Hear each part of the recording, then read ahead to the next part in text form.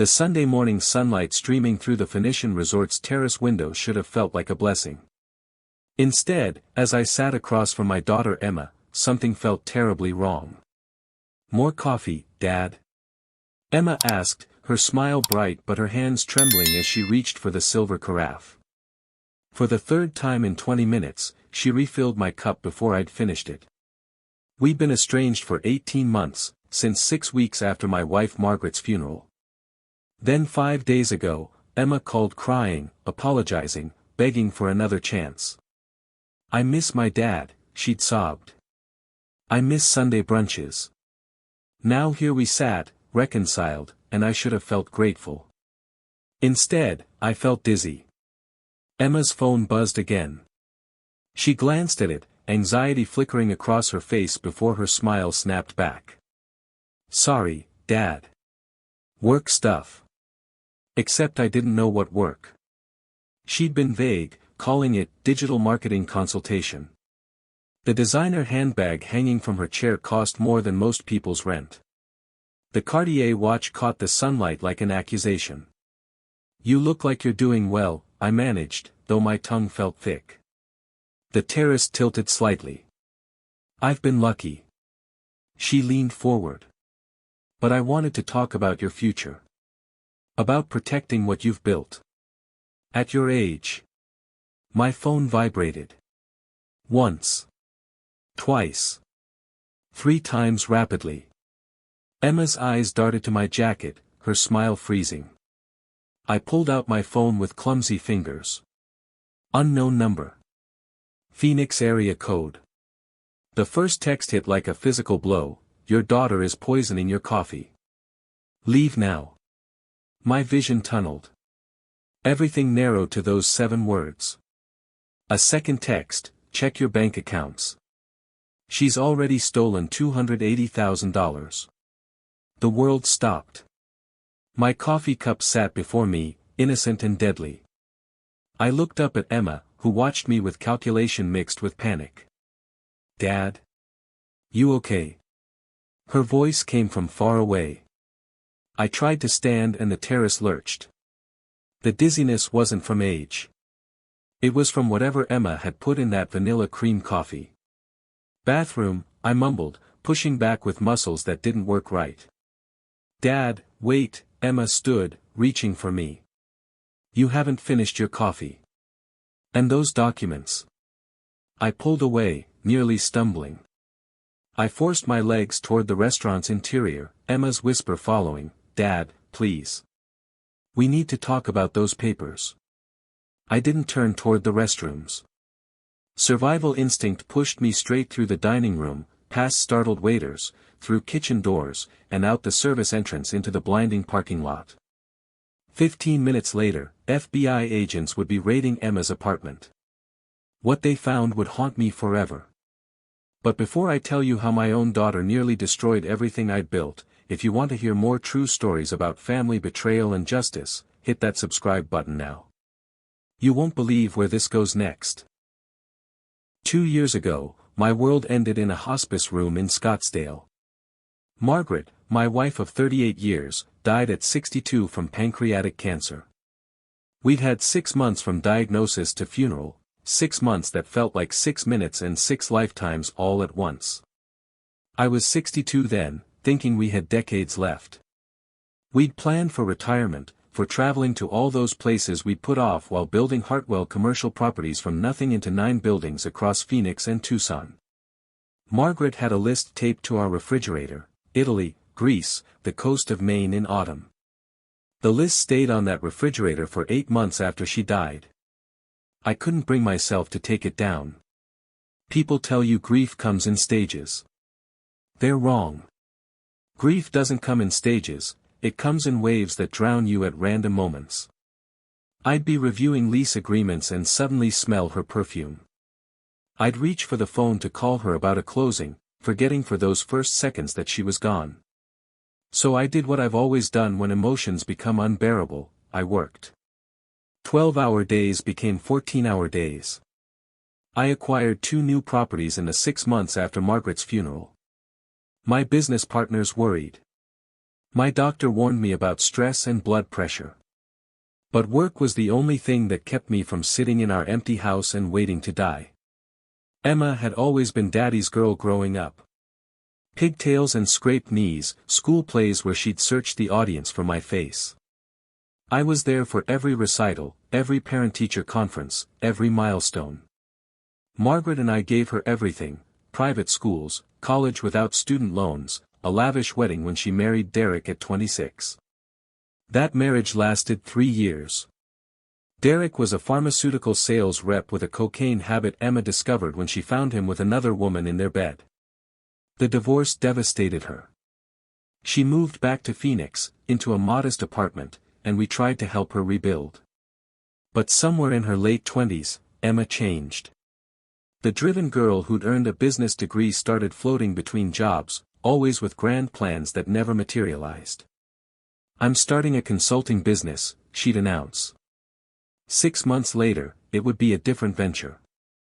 Margaret worried, but I kept writing checks, kept believing the next plan would work.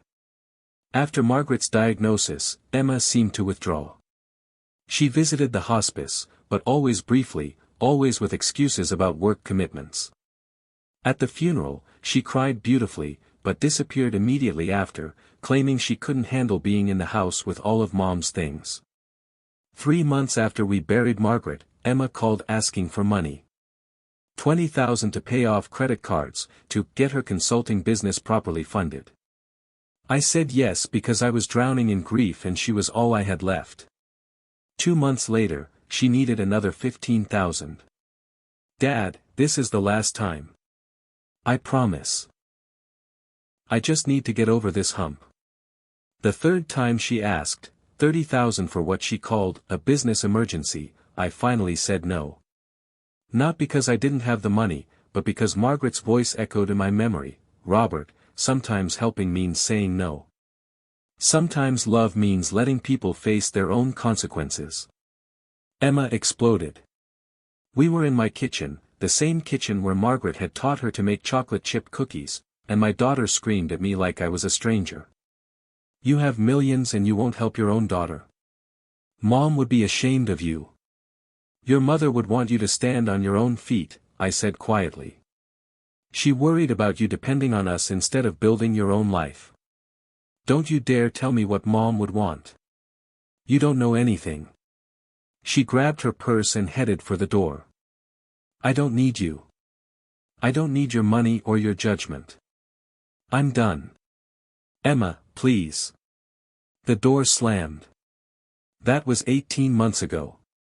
18 months of silence. 18 months where I questioned every parenting decision Margaret and I had ever made. Had we been too soft? Too generous? Had we crippled our daughter by never letting her struggle? I threw myself deeper into work, buying another property in Tempe, expanding into commercial development. My accountant told me I was worth just over $4 million now, 40 years of careful investing, of living below our means, of building something solid. At 64, I was successful, wealthy, and completely alone. Then, 5 days ago, my phone rang at 8 o'clock on a Tuesday evening. Emma's name on the caller ID made my heart stop. "Dad?" Her voice was thick with tears. "Dad, I'm so sorry. I've been in therapy, working through my grief about Mom, and I realize I pushed you away when I needed you most. I blamed you for everything, but none of it was your fault." I sat down hard in my leather recliner, the same one Margaret had insisted we buy. "Emma. I miss you, Dad. I miss Mom. I miss Sunday brunches and family dinners and feeling like I belong somewhere." She was crying fully now. "Can we try again? Can you forgive me for being so horrible?" Every warning Margaret had ever given me about Emma evaporated. This was my little girl, broken and asking to come home. "Of course, sweetheart. Of course I forgive you. Can we have brunch this Sunday? The Phoenician, remember when you and Mom took me there for my 16th birthday? I want to start over in a place with good memories. I'd love that." My voice cracked. "Emma, I've missed you so much. I've missed you too, Dad. And I want to make you proud. I've got things figured out now. I'm doing really well. I want to show you that your daughter turned out okay. After we hung up, I sat in the darkness holding Margaret's photo. She's coming back, I whispered to her, smile. Our girl is coming back. I should have remembered Margaret's other piece of wisdom, the one she'd written in her journal a month before her diagnosis. Emma has always wanted shortcuts to success. She's never understood that real achievement requires struggle. I hope Robert can teach her that when I'm gone. But I didn't remember that entry. I was too busy being grateful that I wouldn't die alone, too busy believing my daughter had finally grown up. 5 days later, I'd be sitting across from her in that beautiful restaurant, drinking poisoned coffee while she planned to steal everything Margaret and I had built. Sunday morning arrived with that crisp Arizona clarity that makes everything seem possible.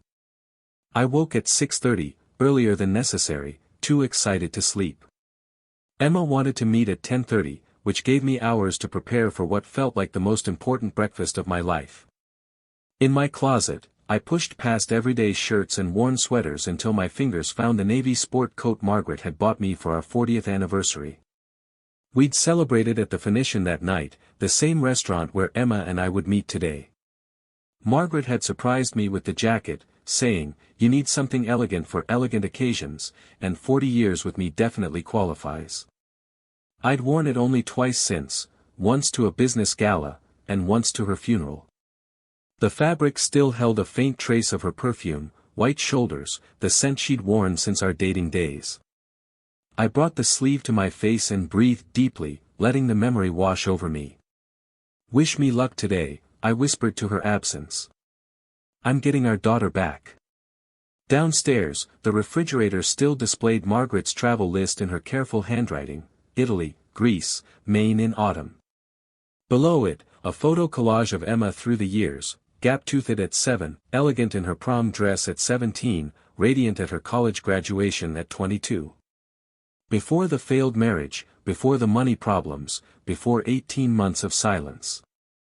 I made coffee, Margaret's blend that I still bought out of habit, and sat at our kitchen table watching light creep across the backyard. The pool needed cleaning. The landscaping needed attention. The house needed life, needed laughter, needed family again. My phone showed 8:15. 2 hours and 15 minutes until I'd see Emma. I opened my email and found myself scrolling through old messages from Margaret, something I did when I missed her most.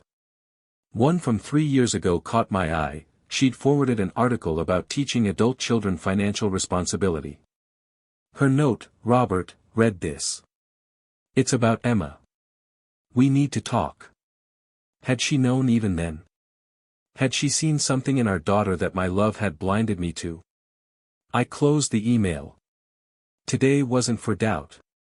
Today was for new beginnings. At 9:30, I showered and dressed carefully. The sport coat fit perfectly, though perhaps a bit looser than before. I'd lost weight since Margaret died, my clothes hanging differently on a frame that grief had whittled down. In the mirror, I saw a 64-year-old man with silver at his temples and hope in his eyes, dangerous hope, the kind that makes you vulnerable. I selected a tie Margaret had given me, dark blue with subtle gold threads. "Matches your eyes," she'd said when she'd wrapped it for Christmas 5 years ago. My hands trembled slightly as I knotted it, muscle memory from 4 decades of morning routines when Margaret would adjust my collar before I left for work. The drive to the Phoenician took 20 minutes through North Scottsdale's immaculate streets. Luxury cars passed me, Teslas, Mercedes, BMWs, reminders that this was serious money territory. The resort itself rose like a crown jewel against Camelback Mountain, all cream-colored elegance and perfectly manicured grounds. I'd brought Margaret here for our 20th anniversary, our 30th, our 40th.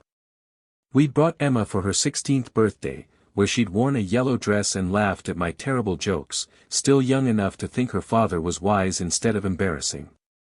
The valet took my keys with practiced professionalism. I walked through the resort's lobby, past the cascading fountains and original artwork, following signs toward the terrace restaurant. My heart hammered against my ribs with each step. What would I say to her? How would we bridge 18 months of silence? Would she look different? Would I? The hostess led me to a table on the outdoor terrace, spectacular view of the valley spreading below us like a promise. Your daughter called ahead and ordered special coffee for you, she said, smiling. Ethiopian blend with vanilla cream. She said it's your favorite. That's thoughtful, I managed, though confusion flickered through me. I'd never mentioned liking vanilla cream. Margaret had been the one who loved it. She should be here any moment. Can I get you water while you wait? I nodded, unable to speak past the emotion in my throat. I was about to see Emma again. My little girl. My only family. Through the terrace entrance, I spotted her. She wore a cream-colored dress, designer sunglasses, carried a handbag that looked obscenely expensive. She'd always been beautiful, but now she looked polished in a way that spoke of money and privilege. Our eyes met. She smiled, but something about it didn't reach her eyes. She walked toward me, and I stood, arms already opening for an embrace that would supposedly heal everything broken between us. I had no idea I was walking into a trap. Emma's embrace felt choreographed, like she'd rehearsed exactly how long to hold me, exactly how tightly to squeeze. Dad, she breathed against my shoulder. I've missed you so much. I've missed you too, sweetheart. My voice broke genuinely. We sat, and immediately the waiter appeared with that special coffee she'd ordered. The vanilla cream swirled through the dark roast in hypnotic patterns. Emma watched me lift the cup with an intensity that should have alarmed me. To new beginnings, she said, raising her own cup, plain black coffee, I noticed. I sipped. The taste was bitter beneath the sweetness, but I attributed it to the Ethiopian blend's robust flavor. It's good. Thank you for remembering. I remember everything about you, Dad. Her smile was perfect. Too perfect. We ordered, eggs Benedict for me, avocado toast for her, and fell into conversation that felt both natural and rehearsed. Emma asked about the business, about my health, about whether I'd been taking care of myself. I worry about you in that big house alone, she said, refilling my coffee before I'd finished half of it. Have you thought about downsizing? About retirement? I'm only 64. Hardly ready for the nursing home. Of course not. She laughed, but her eyes stayed calculating. I just mean, you've worked so hard. You deserve to enjoy life. Mom would want that. The mention of Margaret sent a pang through my chest. Your mother wanted a lot of things. Like what? Emma leaned forward, genuinely curious or performing curiosity, I couldn't tell which. She wanted you to be happy. Successful on your own terms. Independent. Something flickered across Emma's face. Anger? Guilt? It vanished before I could name it. I am independent now, Dad. That's what I wanted to show you. I'm doing really well. Tell me about your work. I took another sip of coffee, feeling slightly dizzy. The terrace seemed overly bright. Digital marketing for high-net-worth clients. I helped them optimize their online presence, manage their reputations. She spoke smoothly, but vaguely, like someone who'd memorized a cover story. It's lucrative once you build the right client base. That's wonderful. I'm proud of you. Her phone buzzed. Again. She glanced at it, and for just a moment, her polished facade cracked. Pure fear flashed across her face before the smile returned. Sorry. Client emergency. You know how it is. I didn't know. But I nodded anyway, taking another drink. My head felt foggy now, thoughts moving like syrup. Dad, I wanted to talk to you about something important. Emma pulled an iPad from her designer bag. I've been researching estate planning, and at your age, you really should have better asset protection in place. I have a will. Everything's handled. But a will goes through probate. It's public, expensive, time-consuming. A family trust would be much better. She swiped through screens with practiced efficiency. I found this amazing estate attorney. She specializes in protecting wealth for families like ours. Families like ours. As if we were a unit again after 18 months of silence. I can handle my own finances, Emma. I know you can. Her hand covered mine, fingers cold despite the Arizona heat. But why handle it alone when you have family who wants to help? Mom's gone. You need someone looking out for you. The manipulation was so smooth I almost missed it. Almost. But something in her tone, the way she said, "Mom's gone," like it justified whatever she was proposing, made unease crawl up my spine. Let me show you these documents. She turned the iPad toward me. Just preliminary paperwork. Nothing binding. But if you could sign here and here, we could get the process started. My vision blurred slightly as I looked at the screen. Legal language swam before my eyes. Emma, I don't sign anything without my attorney reviewing it. Of course. Of course. But disappointment flashed across her face, quickly masked. I just thought we could get ahead of things. Be proactive. She refilled my coffee again. The carafe seemed endless. Drink up, Dad. You look tired. The caffeine will help.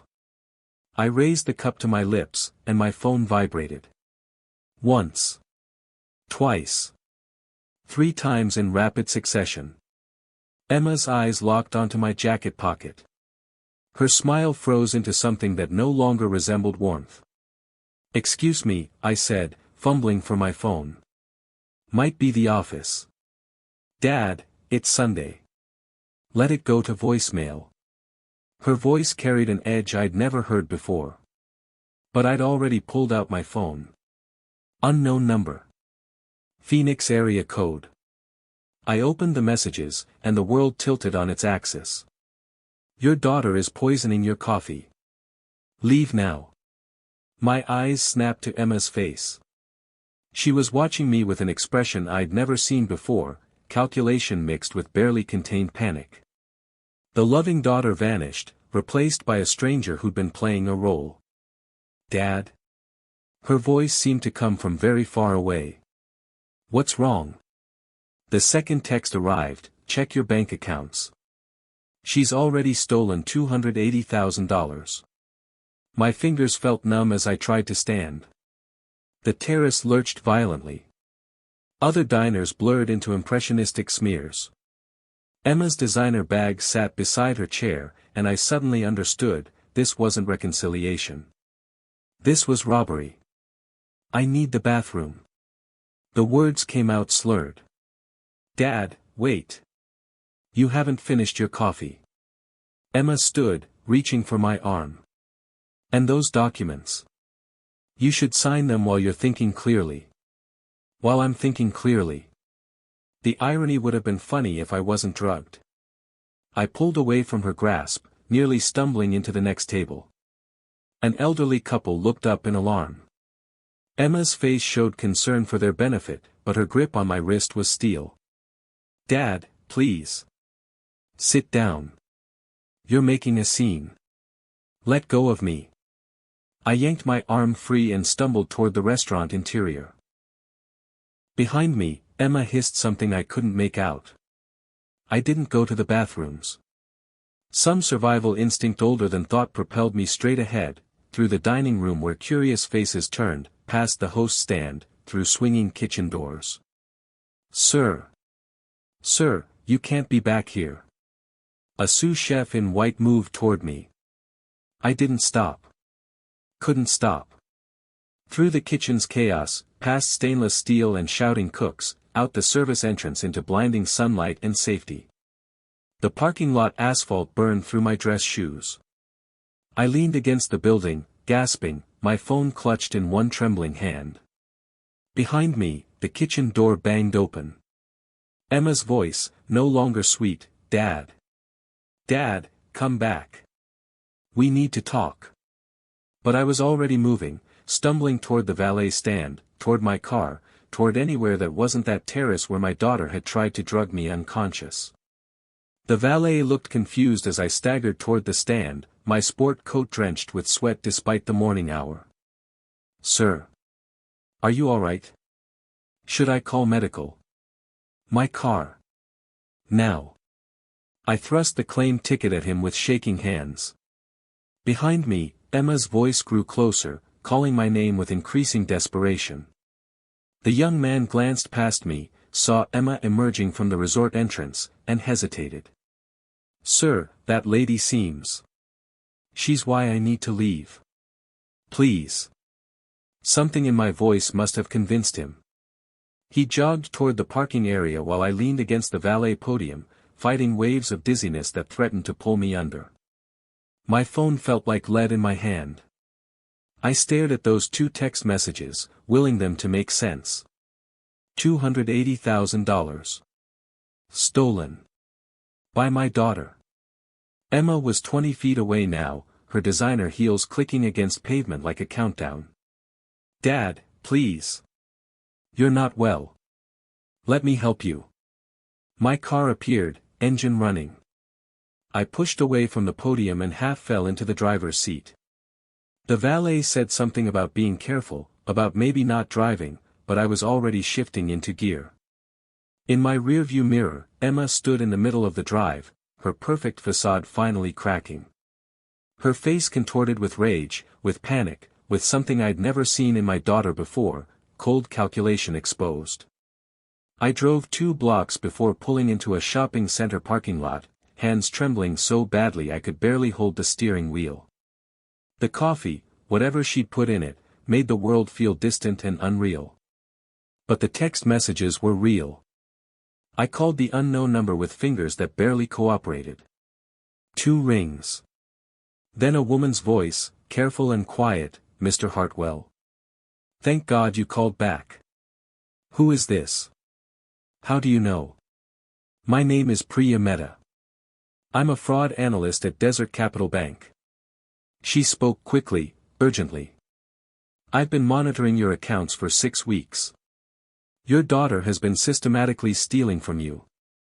The parking lot tilted sideways. I gripped the steering wheel to anchor myself to reality. That's impossible. Emma doesn't have access to my accounts. She created email accounts that mimic yours, Robert Hartwell versus Robert E. Hartwell, tiny differences. She's been submitting wire transfer authorizations with forged signatures.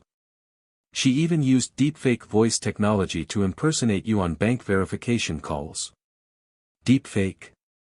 The word felt foreign in my mouth. AI-generated voice cloning. She had recordings of you, probably from voicemails or videos. The software creates a voice model that can say anything. Our verification department thought they were speaking to you. My stomach lurched. I fumbled with my phone, opening my banking app with coordination that felt like I was wearing mittens. The numbers swam before my eyes, but even through the drug-induced fog, I could see it. Account balance, $127,843. Should have been $410,000. Oh God. The words came out strangled. Oh God, it's real. I'm so sorry, Mr. Hartwell. I flagged it 6 weeks ago, but my supervisor dismissed it as family business. Said you probably authorized the transfers for your daughter and forgot. When I pushed harder, he threatened to fire me for harassment. I scrolled through recent transactions with mounting horror.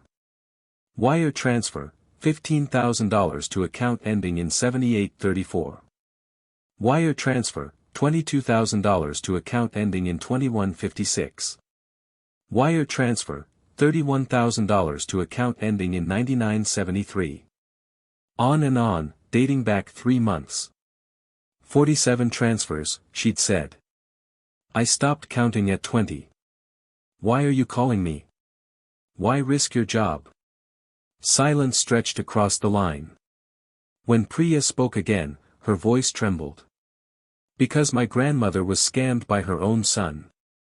He took everything, her savings, her home, her dignity. She died in subsidized housing, heartbroken. I became a fraud analyst because of her. When I saw this pattern, I couldn't stay silent. Not again. Tears blurred my vision. A stranger was risking everything to save me while my own daughter had drugged my coffee and tried to steal my life's work. The coffee, I managed. What did she put in it? I saw her Instagram story yesterday. She'd been researching benzodiazepines. Probably versed or something similar. Combined with that much caffeine, it would make you disoriented and suggestible. Compliant. She had documents. An iPad. Wanted me to sign. Power of attorney paperwork. I'm certain of it. Once you signed while impaired, she'd have legal access to everything. Your properties, your business, your entire estate. The full picture assembled itself through my drugged fog. The tearful reconciliation call. The expensive brunch location. The specially ordered coffee. The strategic questions about my health and estate planning. All of it choreographed, rehearsed, designed to destroy me. Mr. Hartwell, you need to get to a hospital immediately. Get your blood drawn for toxicology. You need evidence. Evidence. The word felt important, but thinking was like wading through concrete. Yes. And then you need to call the FBI. This crosses state lines. She transferred money to accounts in Nevada and California. That makes it federal wire fraud. The FBI. I couldn't process it. Couldn't imagine federal agents investigating my daughter. Banner Medical Center is 2 miles north of your location. Can you drive safely? I looked at my hands on the steering wheel, trembling but functional. The dizziness was bad but not incapacitating. Yes. I think so. Go now. I'm calling the FBI from a burner phone. Agent Sarah Chen, Phoenix Field Office. She handles elder fraud cases. She'll meet you there. Wait, Priya. Why are you doing this? You could lose everything. Her voice softened. Because some things matter more than job security. Because my Dottie deserved someone to fight for her, and I wasn't old enough to understand what was happening. But I can fight for you. I have to. Thank you. The words felt inadequate for someone who just saved my life. Thank you for seeing what my own daughter. My voice broke. I couldn't finish the sentence. Couldn't say aloud what Emma had tried to do. I'm sorry, Mr. Hartwell. I'm so sorry it was family. That's always the worst kind of betrayal. Through my windshield, I saw a dark Mercedes pull into the parking lot. Emma. She'd followed me somehow, tracked my car. Our eyes met across 50 feet of asphalt, and her expression made my blood freeze. No more performance, no more loving daughter. Just fury and desperation. She's here, I whispered. Priya, Emma found me. Drive. Now. Get to Banner Medical. I'm calling 911 and the FBI right now. I shifted into reverse as Emma's car door opened. She stepped out, and even from this distance, I could see her mouth forming words I was grateful I couldn't hear. I drove north, watching her chase me in my rearview mirror until traffic separated us. My daughter. My little girl. The child I'd raised to be kind and honest and strong. She'd tried to poison me, rob me, and destroy me. And she'd almost succeeded. The emergency room nurse took one look at my trembling hands and ashen face and ushered me past the waiting area. Suspected poisoning by family member, I heard her tell the triage doctor, and the words sounded surreal spoken aloud in that sterile white room. Dr. Lisa Park was Korean American, mid-40s, with kind eyes that hardened when I explained what happened. Your daughter drugged your coffee to make you sign documents? I think so. I have text messages. Evidence. We'll run a full toxicology panel. She studied my pupils with a penlight. How do you feel right now? Dizzy. Like I'm watching myself from outside my body. My thoughts are slow. Classic benzodiazepine presentation. You're lucky you didn't drive off the road. She inserted an 4 with practiced efficiency. We'll get blood samples immediately. The longer we wait, the less detectable the drugs become. A phlebotomist appeared with collection tubes. As she drew vial after vial of blood, Dr. Park asked, "Are you safe at home? Does your daughter have keys to your house?" The question sent ice through my veins. Yes. She has keys. We're going to recommend you don't return there until law enforcement secures the situation. Law enforcement. FBI. Words I'd never imagined applying to my own family. The curtain parted and a woman in a dark suit entered, FBI credentials already in hand. "Mr. Hartwell. I'm Special Agent Sarah Chen." She was Asian American, early 40s, with sharp eyes that cataloged everything. "Priya Mehta contacted our office. I need to hear everything from the beginning." Over the next 30 minutes, while 4 fluids flushed the drugs from my system and nurses monitored my vitals, I told her everything. The 18-month estrangement. The tearful reconciliation call.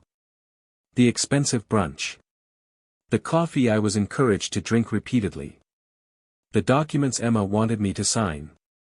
Agent Chen recorded it all on her phone, occasionally asking clarifying questions.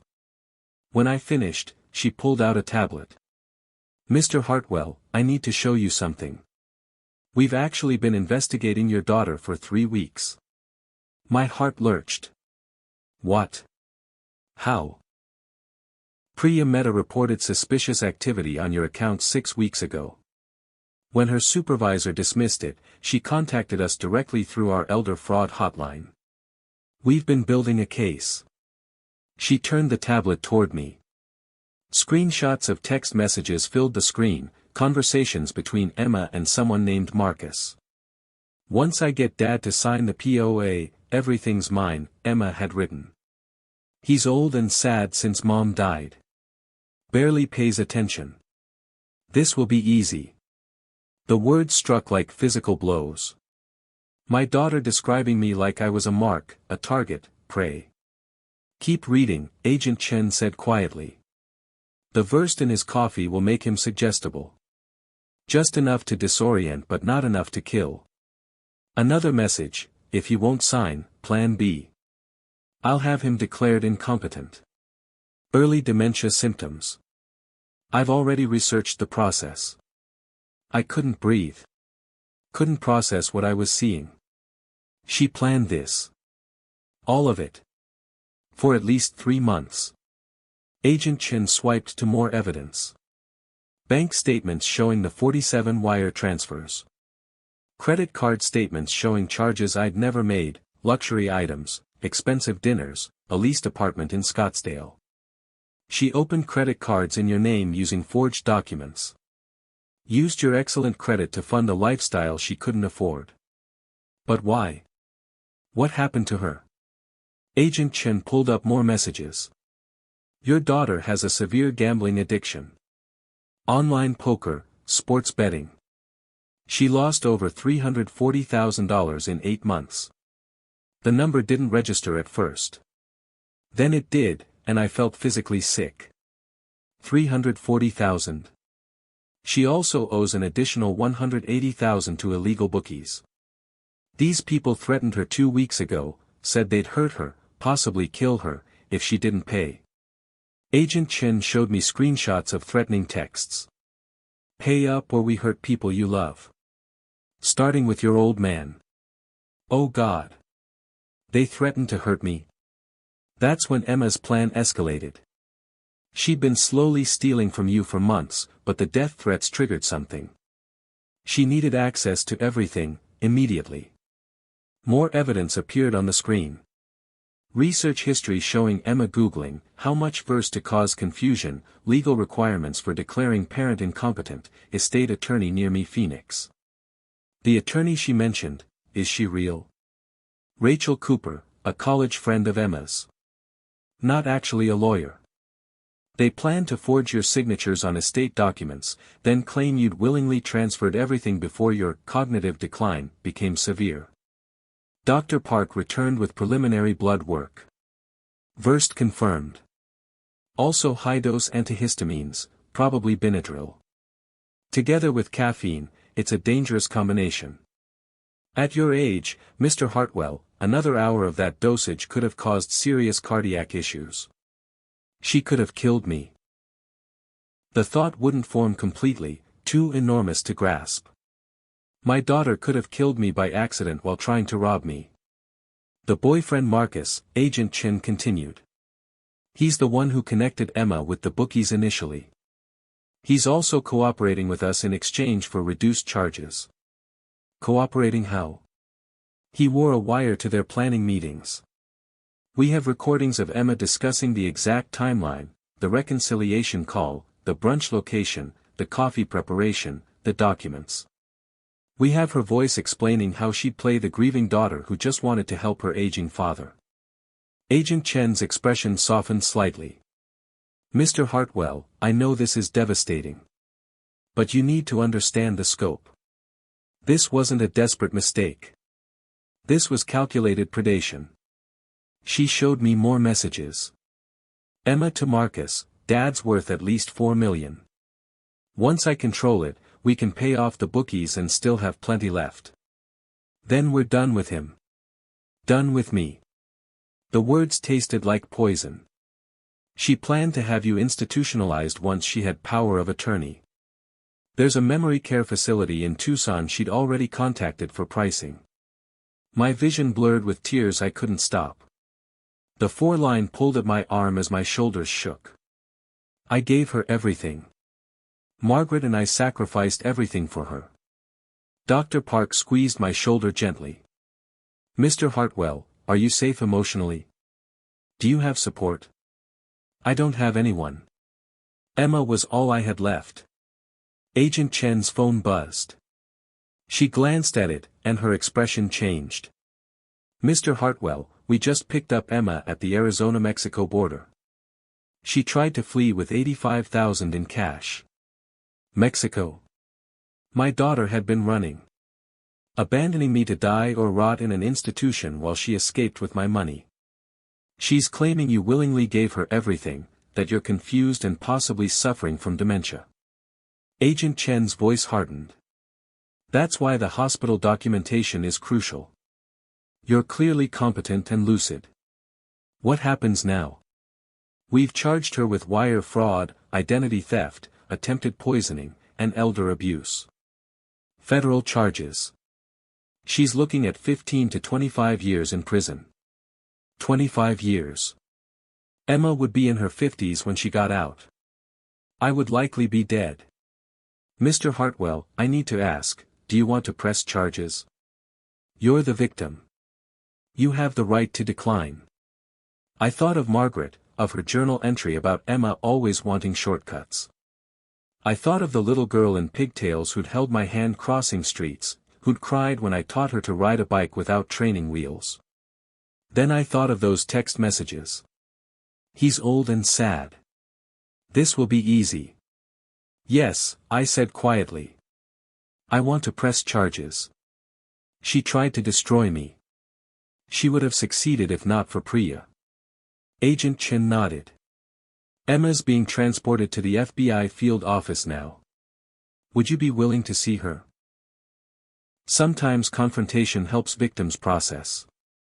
No. Yes. I couldn't decide. I don't know if I can face her. Take your time. She'll be in custody. You're safe now. But I wasn't safe. I'd never be safe again. Because the person who tried to destroy me wasn't a stranger or a criminal. She was my daughter, and I'd loved her more than my own life. 2 hours later, I sat in Agent Chen's car outside the FBI field office in Phoenix, staring at the bland government building where my daughter was being held. Dr. Park had cleared me medically, the drugs were metabolizing, my cognitive function returning, but emotionally, I felt shattered. You don't have to do this, Agent Chen said gently. Many victims choose not to confront their abusers. I need to understand why. I need to hear it from her. Inside, the FBI office was exactly what you'd expect: fluorescent lights, gray carpet, professional efficiency devoid of warmth. Agent Chen led me through security, past cubicles where agents worked on cases that probably didn't involve daughters poisoning fathers. She's in interview room 3. I'll be observing from next door, but you'll be alone with her. She's handcuffed to the table for safety protocol. Safety protocol. Because my daughter was now classified as dangerous. The door opened. Emma sat at a metal table, wrists secured to a ring bolted to the surface. She'd been crying, mascara streaked her face, her designer dress wrinkled. When she saw me, her expression cycled through relief, desperation, then calculation. Daddy. Her voice broke on the word. Thank God. Tell them this is a misunderstanding. Tell them I was just trying to help organize your finances.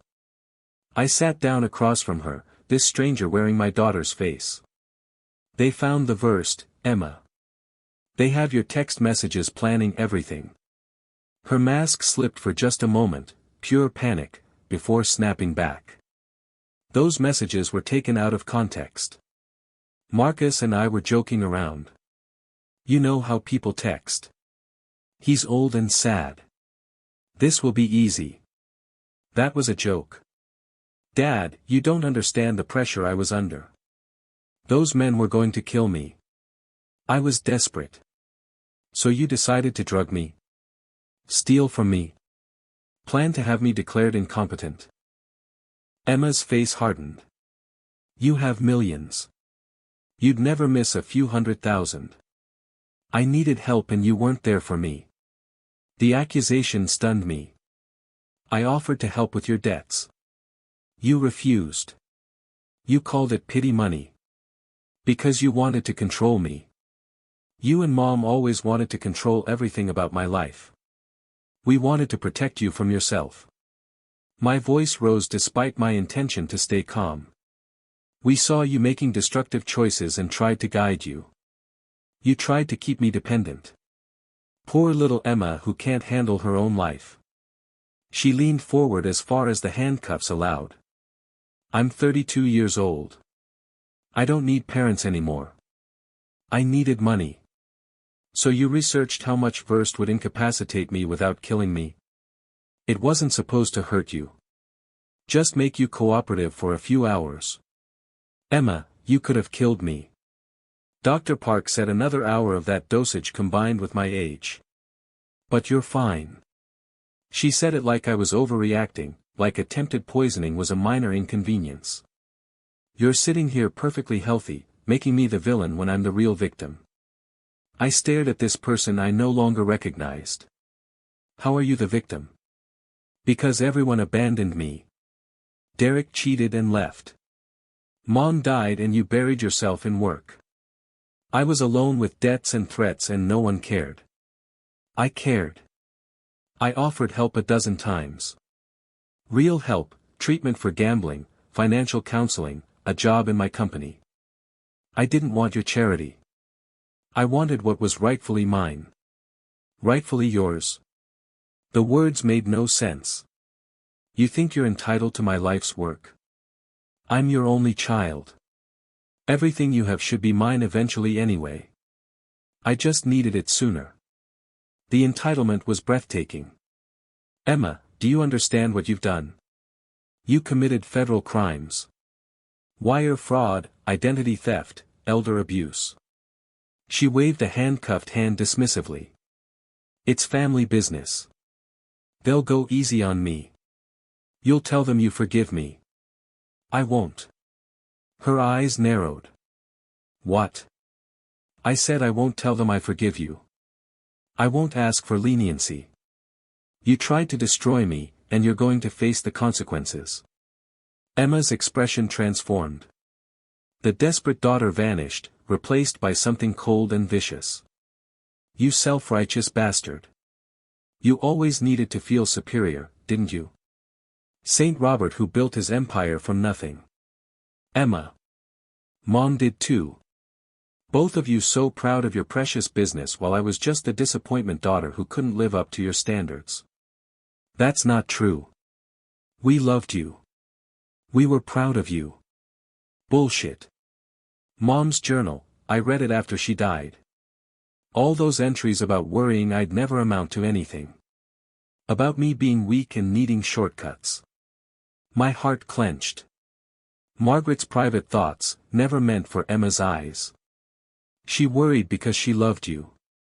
She judged me. You both did. You gave me everything except respect. Emma's voice turned venomous. And now you're going to let them lock me up. Your own daughter.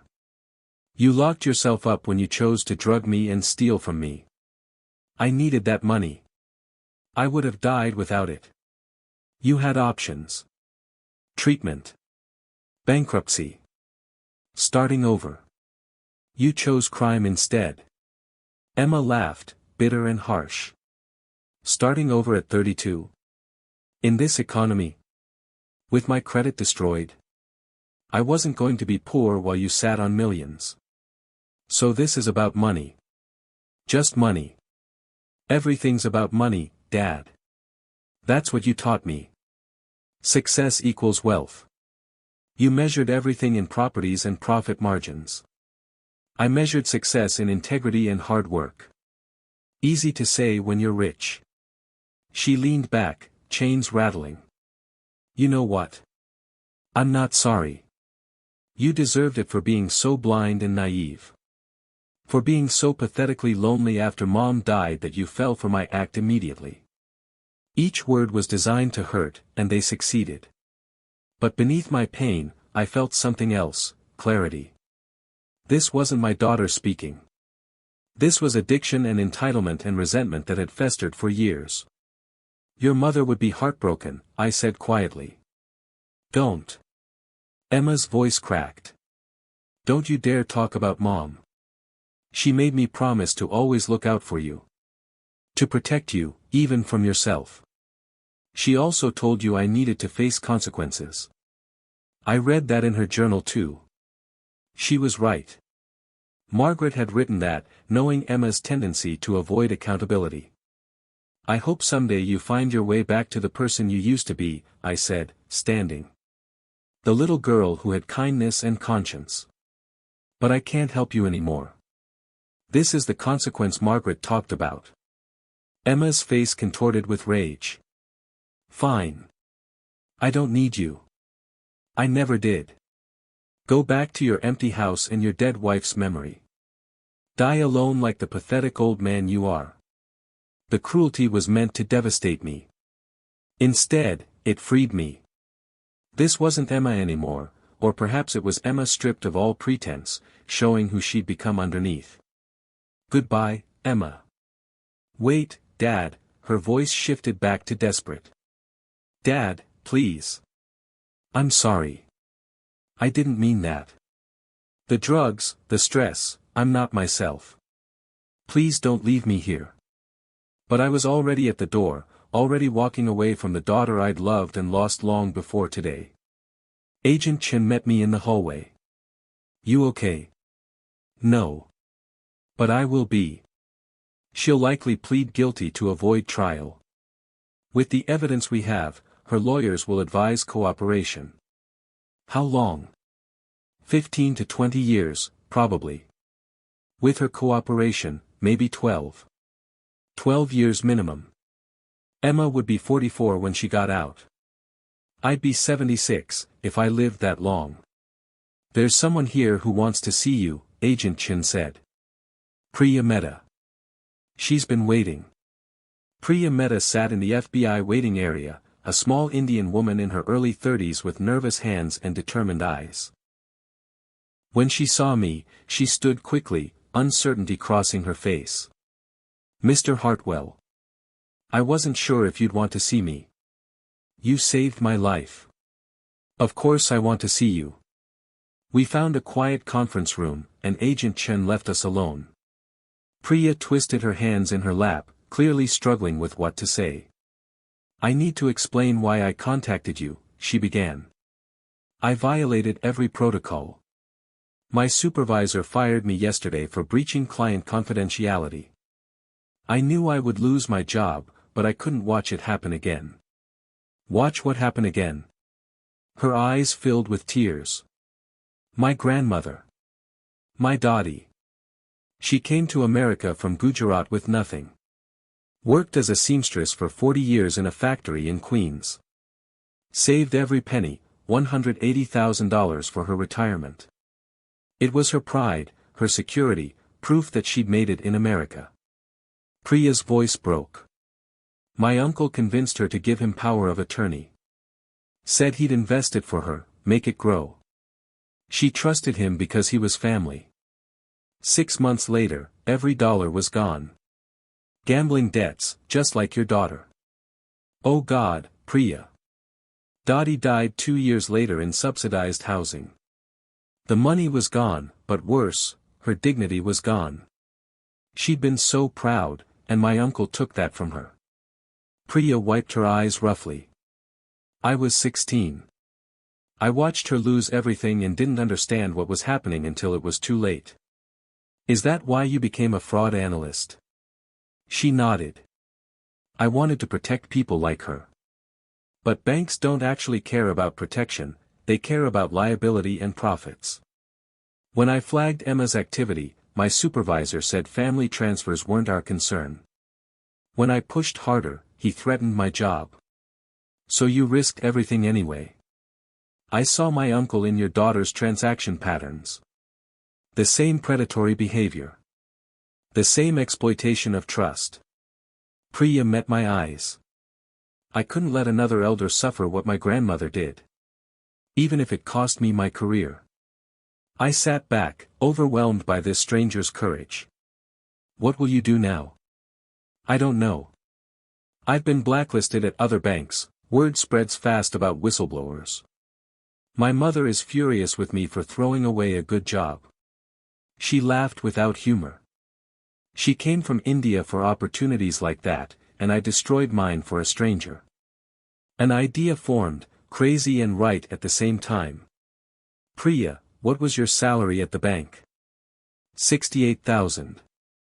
Plus benefits. She looked confused. Why? How would you like to be vice president of operations for Hartwell Commercial Properties? Her mouth opened. Closed. Opened again. Mr. Hartwell, I don't have real estate experience. You have something more valuable, integrity. You risked everything to do what's right. You have analytical skills that caught fraud professionals missed. You understand financial systems and human behavior. I leaned forward. I'll pay you $95,000 to start. Full benefits, company car, stock options after 1 year. Sir, you don't have to. I'm not being charitable. I'm being smart. People like you are rare. People who choose right over easy, who sacrifice security for principle. My wife Margaret would have loved you. Priya broke down completely, shoulders shaking. Mr. Hartwell, I just lost my job. I have student loans and my mother to support. This would change everything. Then say yes. Start Monday. I'll train you myself. Yes. She laughed through tears. Yes, absolutely yes. We shook hands, and I felt Margaret's presence like warmth against my back. This was what she would have wanted, choosing character over credentials, rewarding courage over compliance. Can I ask you something? Priya said. How did you stay so calm when you realized what Emma was doing? I would have been destroyed. I was destroyed. I am destroyed. The admission came easier than expected. But Margaret taught me that love sometimes means letting people face consequences. That protecting someone from their choices isn't actually protection, it's enabling. Your wife sounds like she was wise. She was. She saw things in Emma I was blind to. Warned me about always rescuing her from mistakes. I touched the wedding ring I still wore. I wish I'd listened better. Priya's phone buzzed. She glanced at it and smiled. My mother. She's been calling every hour, worried about me. Tell her you have good news. While Priya stepped out to call her mother, I sat alone in the conference room thinking about family, biological family that betrays you, chosen family that saves you. Emma shared my blood, but Priya shared my values. Which mattered more? Agent Chen appeared in the doorway. Mr. Hartwell. Emma's lawyer is asking if you'll meet with her. Emma wants to apologize. Another performance? Probably. But sometimes victims need closure. I thought about it. Emma handcuffed in that room, facing decades in prison, her perfect plan demolished. Part of me wanted to refuse, to let her suffer alone. But another part, the part that had loved her for 32 years, needed to try one more time. 5 minutes. That's all. Back in interview room 3, Emma looked smaller somehow. Broken. Dad, I'm sorry. Really sorry. Not the fake sorry from before. I mean it. What changed in 30 minutes? My lawyer explained what 15 years actually means. That I'll be 47 when I get out. That you'll probably be gone. Her voice cracked genuinely. I've been thinking about Mom. About what she'd say if she could see what I've become. She'd be heartbroken. But she'd still love you. Would you? Emma's eyes searched mine. Could you ever love me again after this? I thought carefully before answering. I'll always love who you were. The daughter I raised. But that person died somewhere along the way, and I don't know if she's coming back. What if I get treatment? Real treatment for the gambling? What if I actually change? Then I hope you find peace. But I can't be part of that journey. You tried to destroy me, Emma. That broke something that can't be fixed. She nodded, tears streaming. I understand. I just wanted you to know, when I thought about spending decades in prison, the worst part wasn't losing my freedom. It was losing you. You lost me when you put drugs in my coffee and planned to have me institutionalized. I know. I'm sorry. They were just words, and words meant nothing anymore. Only actions mattered, and Emma's actions had spoken clearly. I stood to leave, and Emma called out one last time, Dad. Will you at least read my letters? From prison? I paused at the door. Maybe someday. When it doesn't hurt so much.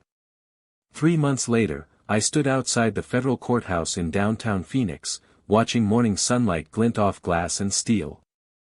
Emma had taken a plea deal, her lawyers convinced her that fighting the evidence would be futile. Today was sentencing. Agent Chen met me at the courthouse steps.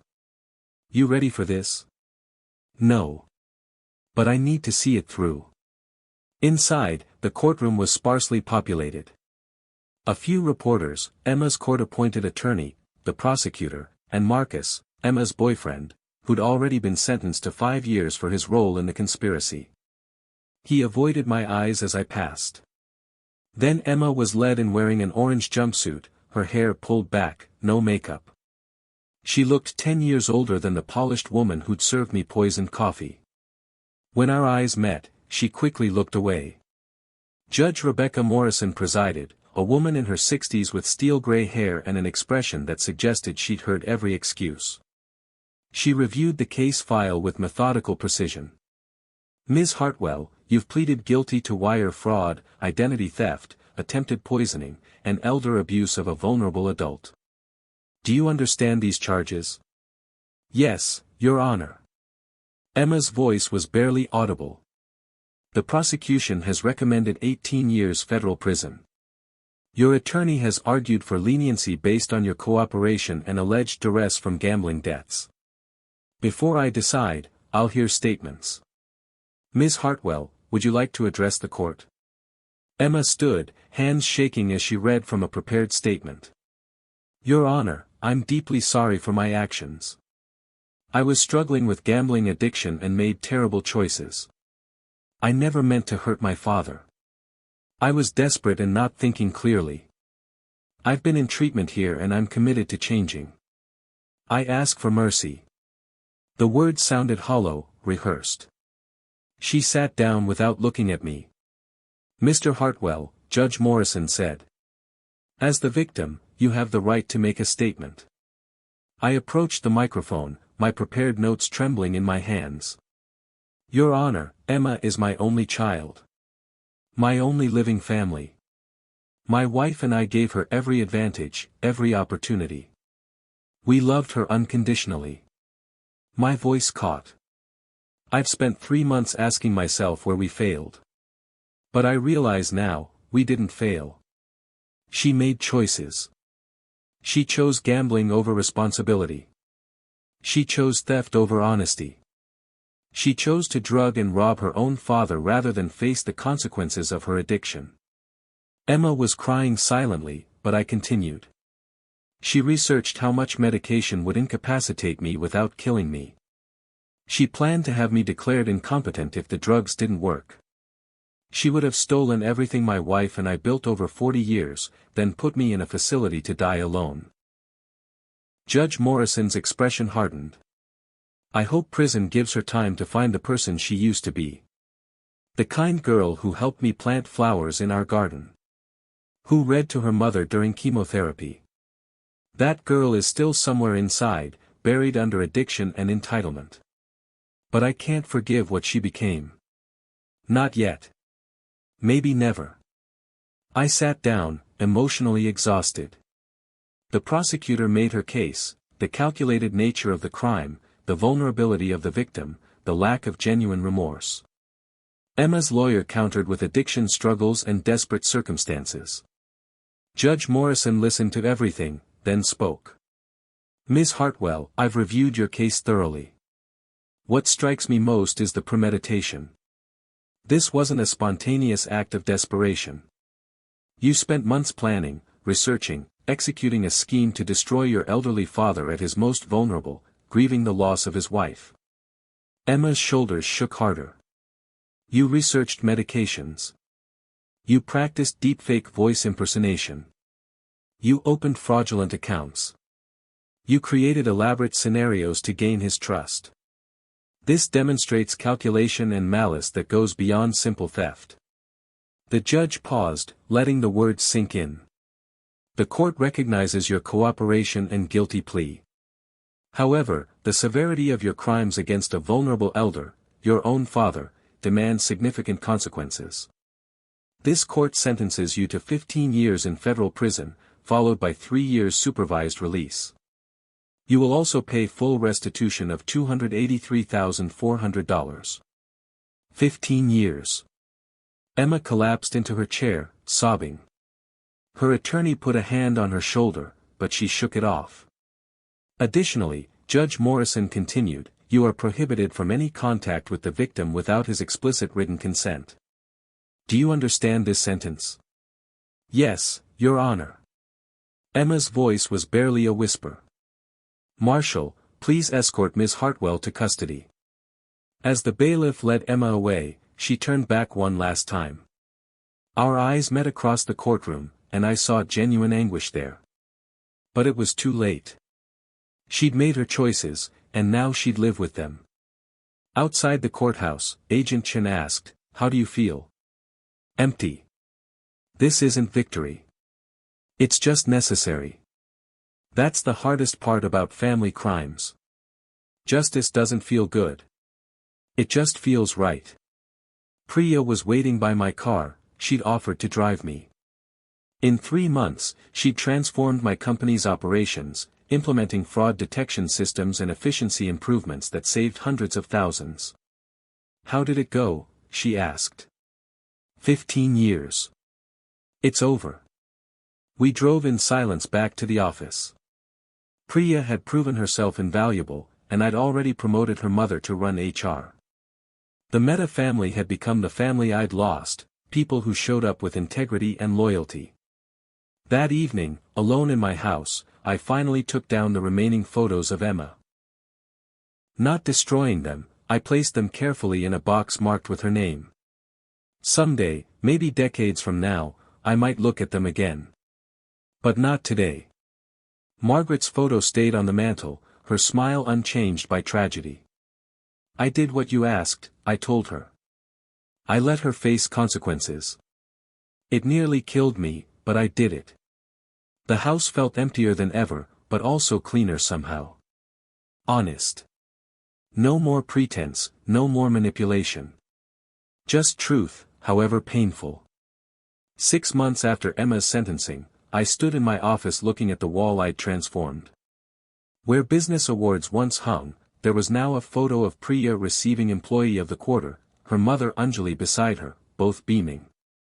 Below it, a framed newspaper article about our new scholarship program. Priya had revolutionized Hartwell Commercial Properties.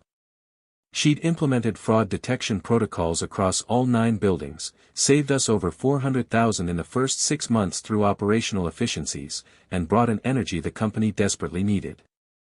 Mr. Hartwell. Priya appeared in my doorway. The scholarship ceremony starts in 20 minutes. The Margaret Hartwell Memorial Scholarship. We'd established it 3 months ago. Full college tuition for children of our employees who demonstrated financial need and academic merit. The first recipient was Sophia Martinez, whose mother cleaned our buildings and whose father maintained our properties. At the ceremony in our conference room, Sophia stood nervously beside her parents, a shy 17-year-old with dreams of becoming an engineer. When I handed her the scholarship certificate, her mother wept openly. "Mrs. Martinez," I said gently, "your daughter earned this through hard work and determination. Those are the values my wife most admired." Sophia hugged me, whispering, "Thank you for believing in me."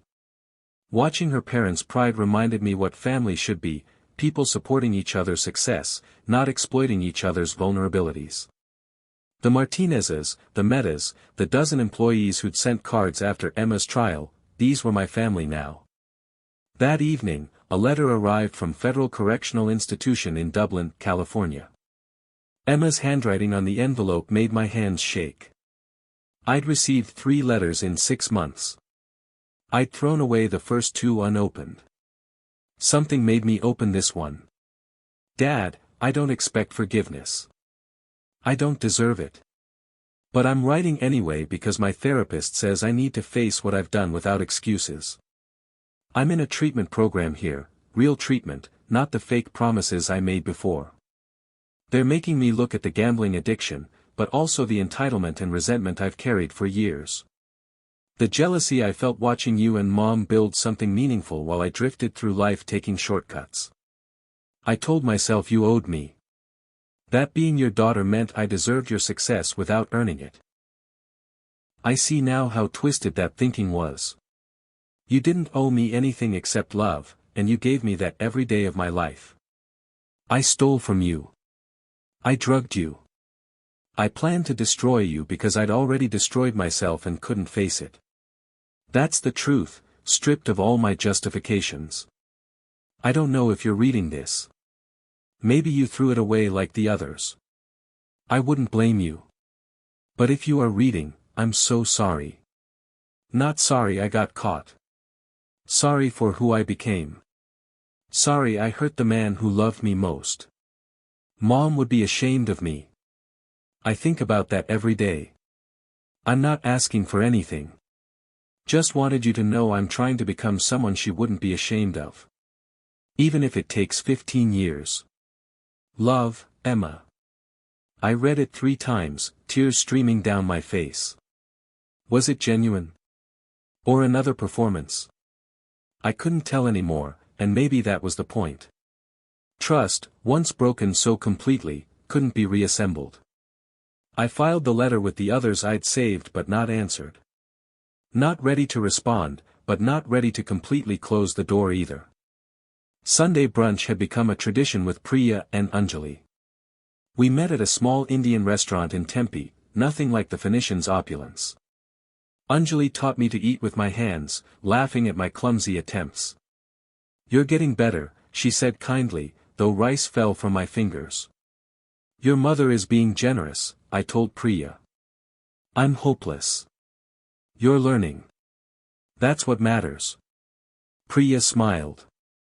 Dottie used to say the best family meals are the ones where you're willing to be imperfect together. After lunch, we walked through the park near my house. Anjali pointed out flowers she recognized from Gujarat, telling stories about her mother, the grandmother Priya had lost to family greed. She would have liked you, Anjali said. You remind me of her, someone who worked hard and valued honor over comfort. That night, I sat in my home office reading Margaret's journal, something I did when missing her felt overwhelming. Her last entry, written 3 days before her cancer diagnosis. The hardest part of love is knowing when to let go. When to allow people you love to face consequences that will hurt them but might save them. I hope I taught Emma that. I hope she learns it somehow. She's learning it now, I whispered to Margaret's photo. In the hardest way possible. But maybe that's the only way she could learn it. I'd lost my daughter to prison, but I'd gained something unexpected, a community of people who showed up with integrity. Priya and Anjali.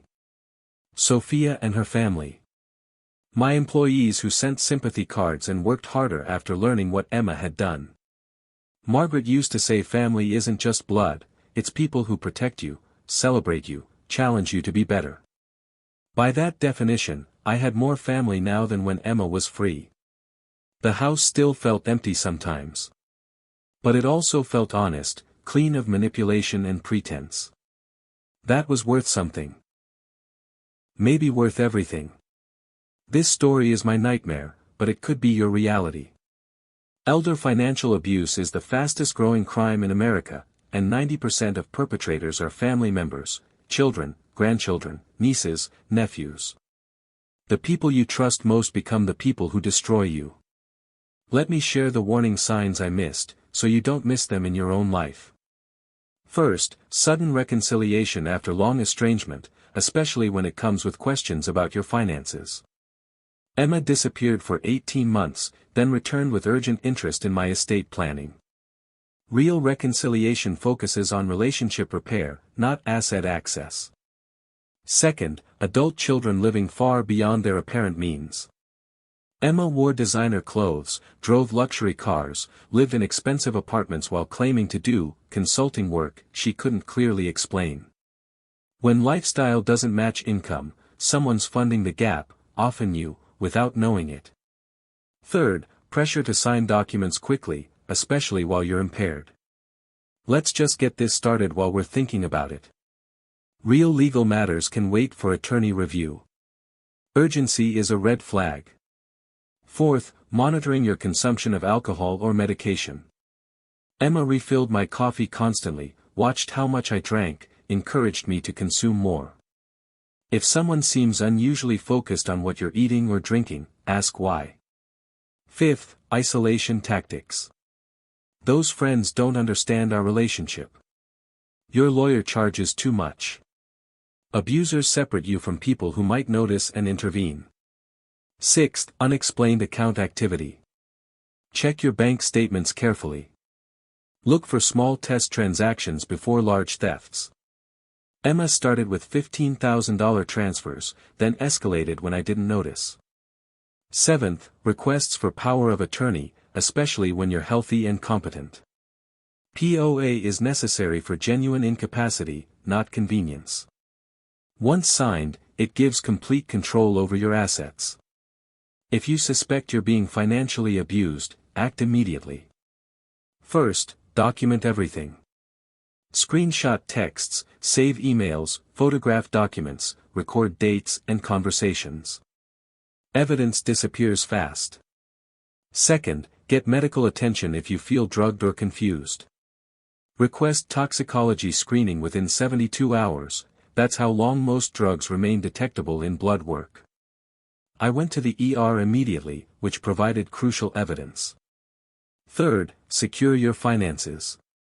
Change all passwords, set up account alerts for any transaction, require two-factor authentication, freeze credit reports.